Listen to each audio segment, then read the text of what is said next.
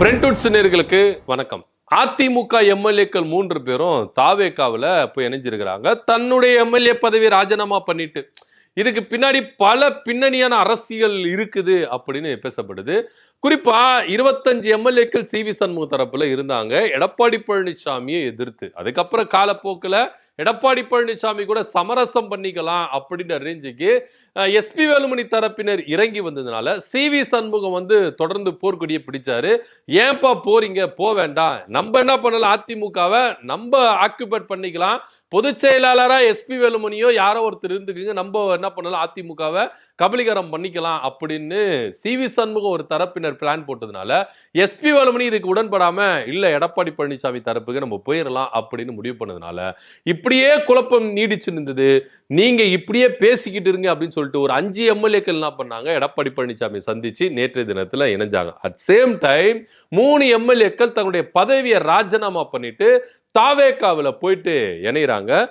Madurantakam MLA மரகதம் வெற்றிவேல், அப்புறம் பாத்தீங்கன்னா Perundurai MLA Jayakumar, Dharapuram MLA Satyabhama, 3 பேர் என்ன பண்றாங்க, சபாநாயகரை சந்திச்சு தன்னுடைய எம்எல்ஏ ராஜினாமா கடிதத்தை கொடுத்துட்டு அடுத்த செகண்டே யாருடைய அறைக்கு போறாங்க அப்படின்னா ஆதவர்ஜுன அறைக்கு போயிட்டு என்ன பண்றாங்க, பேசிக்கிறாங்க, தங்களை என்ன பண்றாங்க, தாவேகாவில் இணைச்சிக்கிறாங்க. புசி ஆனந்த் என்ன பண்றாரு, வராரு, பேசுறாரு, எல்லாமே பண்றாங்க.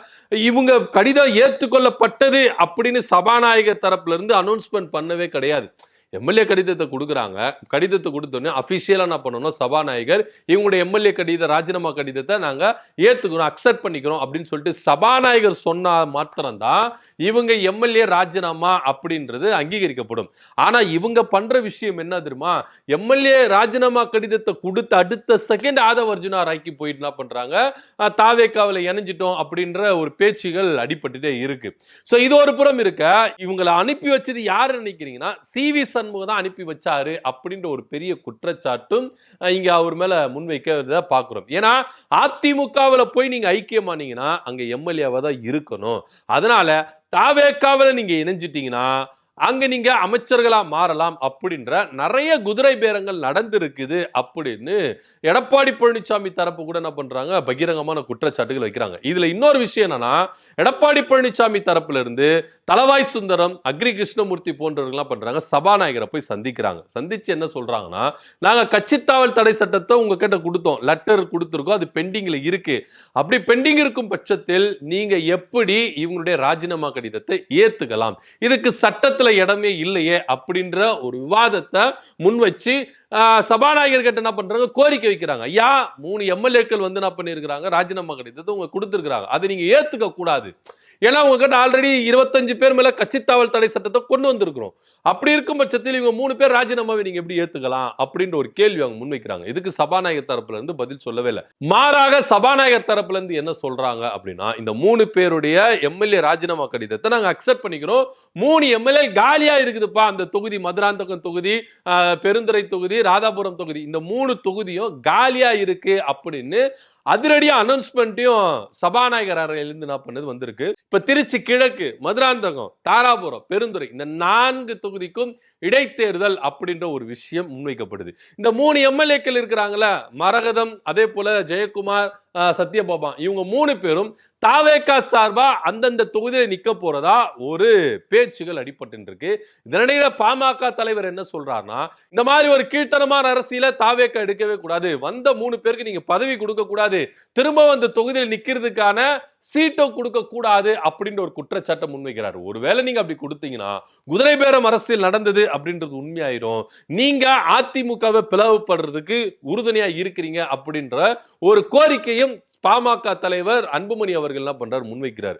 சோ எல்லாருமே சொல்லிக்கிட்டு இருந்தாங்க, விஜய்க்கு அரசியல் செய்ய தெரியல, அரசியல் செய்ய சூப்பரா செய்யறாரு, அரசியல் என்ன மாதிரி ஒரு அரசியல் செய்யறாரு தெரியுமா, அவருக்கு அரசியல் தெரியலன்னு சொல்லிட்டு ஏமாந்தது யார் தெரியுமா, நம்ம தான் ஏமாந்துருக்கோம். ஆனா ஒரு பக்காவா ஸ்கெட்ச் போட்டு அரசியல் பண்றாரு பாருங்க. அதிமுக அப்படின்ற ஒரு கட்சியில இருந்து 3 எம்எல்ஏக்களை தாம் பக்கம் இழுத்து ராஜினாமா பண்ண வச்சு திரும்பவும் அவங்க விசில் சின்னத்துல நிக்க வச்சு ஜெயிக்க வச்சு அமைச்சர் பதவி. இப்ப யாருன்னா கேட்க முடியுமா, விசிகா கேட்பாங்களா, அப்ப கம்யூனிஸ்ட் கேட்குமா, மார்க்சிஸ்ட் கேட்குமா, காங்கிரஸ் கேட்குமா? அது எப்படிங்க தேசிய ஜனநாயக கூட்டணியில வந்தவங்களுக்கு நீங்க சீட்டு கொடுப்பீங்க, நீங்க அமைச்சர் பதவி கொடுப்பீங்கன்னு? இதுக்கப்புறம் விசிகாவே கேட்க கூடாது, கப்பு சிப்புன்னு இருக்கணும். இடதுசாரிகளை கேட்க கூடாது.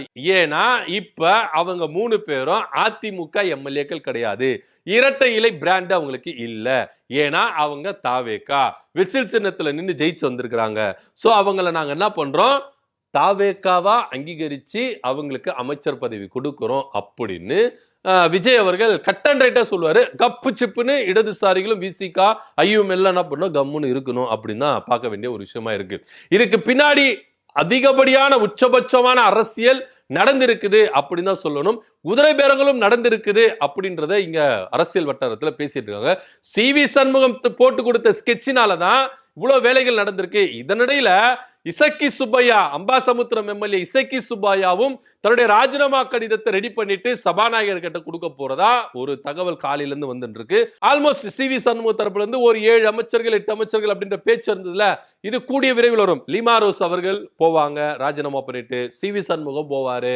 இன்னும் பல எம்எல்ஏக்கள் அதிமுகவில இருந்து விலகி அந்த பக்கம் போறதுக்கு தயாராயிட்டாங்க அப்படின்ற ஒரு பேச்சும் அதிமுக வட்டாரத்துல நடந்துட்டு இருக்கு. எது நடந்தாலும் நாங்க எடப்பாடி பழனிசாமி தரப்புல இணைகிறோம் அப்படின்ற ஒரே குறிக்கோளாக SP வேலுமணி தரப்பு என்ன பண்றாங்க, ரொம்ப உறுதியா இருக்கிறாங்க. கூடிய விரைவில் இந்த இணைப்பு நடக்க போகுது.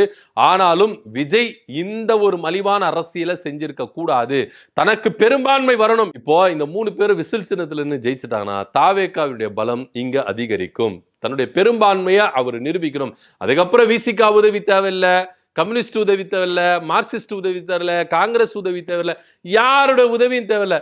பக்காவா ஸ்கெட்ச் போட்டு அரசியல் செஞ்சுட்டு இருக்கிறாரு விஜய் அப்படின்னு தான் ரொம்பவே அரசியல் வட்டாரத்துல பேசிட்டு இருக்காங்க. சோ இந்த 3 பேரும் தன்னுடைய தொகுதி மக்களுக்கு எந்த அளவுக்கு ஒரு அநீதி இழைச்சிருக்கிறாங்க அப்படின்னு தான் பார்க்கணும். ஏன்னா மரகதம் குமரவேல் சொல்றாங்க என்னன்னா, நாங்க தொடர்ந்து எதிர்கட்சியில இருந்து நாங்க அரசியல் செய்யறதுக்கு விரும்பல, எங்க தொகுதி மக்கள் எங்களை தேர்ந்தெடுத்திருக்கிறாங்க. ஆளுங்கட்சியில இருந்தா தான் நாங்க நல்ல திட்டங்கள் அவங்களுக்கு கொடுக்க முடியும், நல்ல மக்கள் திட்டங்களை கொண்டு வர முடியும், வளர்ச்சி திட்டங்களை கொண்டு வர முடியும். எதிர்கட்சியா இருந்து நாங்க என்ன பண்ண முடியும்? கடந்த ஆட்சியில நாங்க எதிர்கட்சியா இருந்து நாங்க நிறைய செய்யவே இல்லை.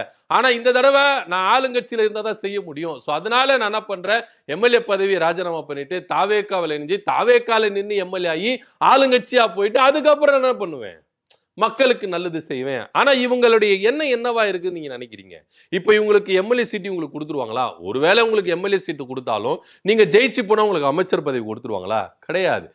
இதுல பக்காவா ஸ்கெட்ச் போட்டு நகர்த்தவர் செங்கோட்டையன் அவர்கள். முதல்ல இந்த 3 பேருக்கும் எம்எல்ஏ சீட்டு கொடுக்க மாட்டாங்க அப்படின்ற ஒரு பெருக்குரல் இங்க தாவேகால எழுந்திருக்கு. ஏன்னா அதிமுகல இருந்து வந்தவங்களுக்கு தாவேகால எஞ்சதுனால திரும்ப அவங்களுக்கு அந்த தொகுதி கொடுக்கணுமா அப்படின்னு ஒரு விஷயம் இருக்கு. அது மாத்திரம் இல்லாம அந்த தொகுதி மக்கள் திரும்பவும் உங்களுக்கு வாக்களிப்பாங்க நினைக்கிறீங்க?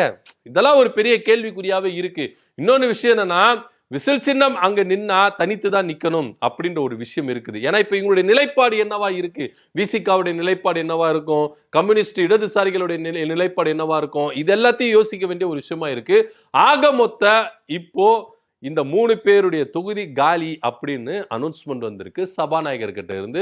சோ இடைத்தேர்தல் கூடிய விரைவில் வரும். கொஞ்சம் வெயிட் பண்ணுவாங்க, உடனேலாம் அனௌன்ஸ்மெண்ட் பண்ணுவாங்க. ஏன்னா அடுத்தடுத்து அதிமுகவில இருந்து பாத்தீங்கன்னா நிறைய எம்எல்ஏக்கள் ராஜினாமா பண்ணுவாங்க அப்படின்னு பேசும் பொருளா இருக்குது. இதை பத்தியோட கருத்து அப்படி கீழே கமெண்ட் பண்ணுங்க. நன்றி, வணக்கம்.